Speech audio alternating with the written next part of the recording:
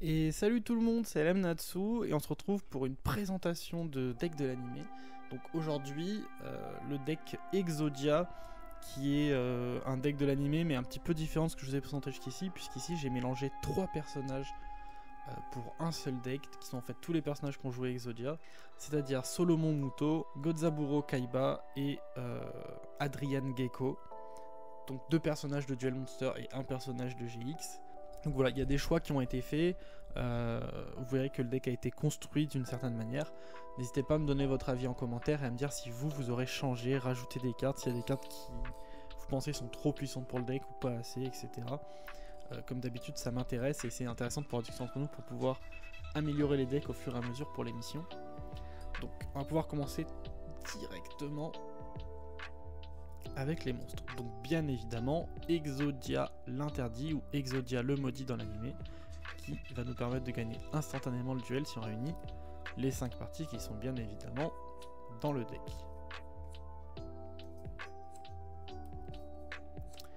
Ensuite, donc on va commencer plutôt avec on va dire les cartes génériques qui ne sont pas affiliées à un personnage dans les monstres. Donc la tomate mystique qui va nous permettre d'aller invoquer des monstres ténèbres de notre deck, et les monstres ténèbres de notre deck sont justement Sangan qui va aller chercher une partie d'Exodia et la sorcière de la forêt noire qui aura le même effet.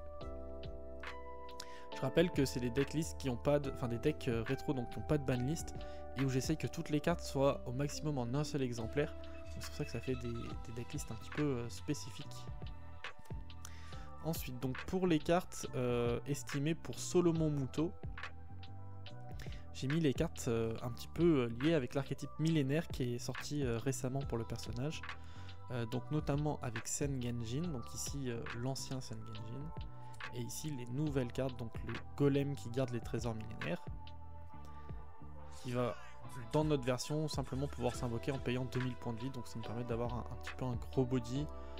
On pourra rien aller chercher avec la carte dans le deck. La Vierge de la Lune millénaire qui est intéressante puisqu'elle s'invoque spécialement et surtout elle n'est pas destructible au combat. Donc ça nous permet de temporiser un petit peu.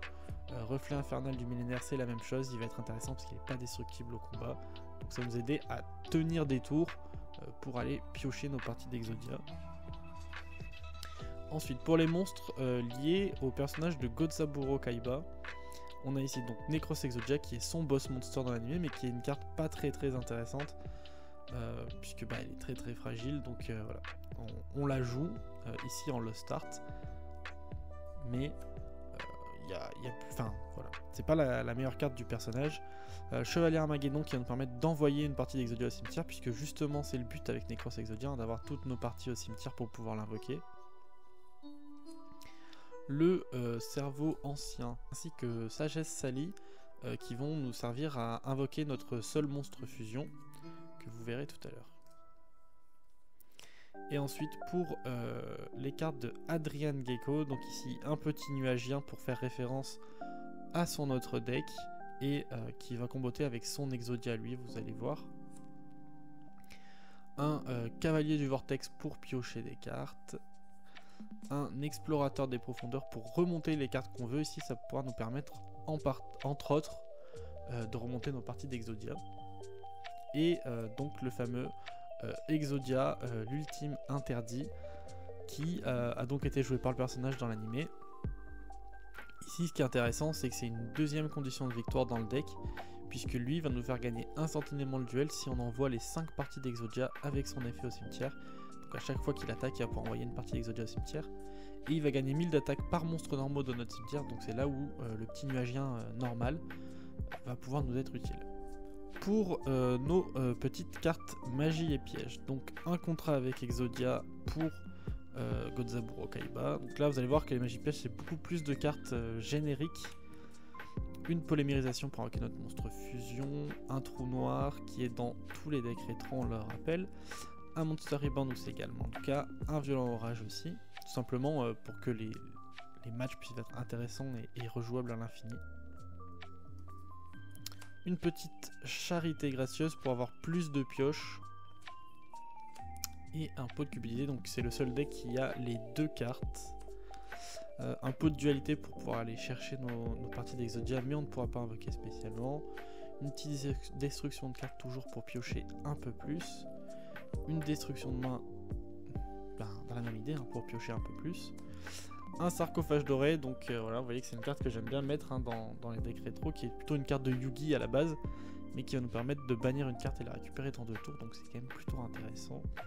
Les épées de révélation de la lumière, qui vont nous permettre de temporiser 3 tours, qui est certes une carte qu'on pourrait estimer plus pour Yugi, mais comme Yugi au début utilise beaucoup le deck de son grand-père, je me disais qu'on pouvait estimer que c'est une carte qui est jouée par Solomon.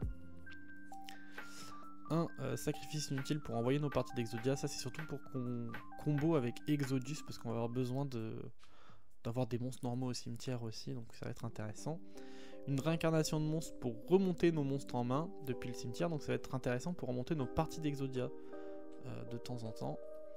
Une usine de production de masse des ténèbres, donc pareil, ça va être intéressant pour remonter nos parties d'Exodia en partie du cimetière. Soldat de réserve, c'est dans la même idée. Une jarre de cupidité, toujours plus de pioches. Une avidité téméraire qui va ici nous permettre de piocher 2 cartes, mais nous empêcher notre draw phase pendant 2 tours. Une force de miroir, donc c'est la même logique en fait que les épées de révélation, c'est plus une carte de Yugi. Mais voilà, Yugi, Solomon, ils ont un petit peu le même deck au début, donc pourquoi pas, et on a vu que Yugi l'a joué les premiers épisodes contre Insectoraga. Et un appel de lettre hantée, parce que c'est une carte générique qui va nous permettre d'invoquer un monstre du cimetière. Et pour terminer, un petit monstre fusion, donc le crâne chevalier, qui est tout simplement une carte jouée par Godzaburo Kaiba. Donc pourquoi pas, il n'est pas forcément très intéressant ici. Juste il a une stat d'attaque ok pour du rétro. Sur ce, j'espère que vous avez apprécié cette vidéo. Je vous invite à vous abonner, liker, commenter. Et je vous dis à la semaine prochaine. Des bisous.